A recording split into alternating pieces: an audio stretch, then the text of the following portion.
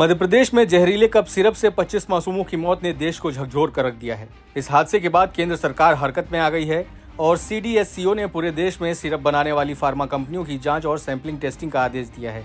3 syrup cold रिफ, रेस्पीफ्रेश TR और relief की बिक्री और उत्पादन पर तत्काल रोक लगा दी गई है। वहीं DCGI ने राज्यों को निर्देश दिया है कि दवा बनाने से पहले हर बैच की कच्चे माल और तैयार दवा की जांच अनिवार्य की जाए। इस बीच SIT ने चेन्नई से श्रीशन फार्मा के डायरेक्टर गोविंदन रंगनाथन को गिरफ्तार कर अहम दस्तावेज और नमूने जब्त किए हैं। मामला अब सुप्रीम कोर्ट की दहलीज पर है, जहां इसकी जांच CBI या विशेषज्ञ समिति से कराने की मांग उठी है।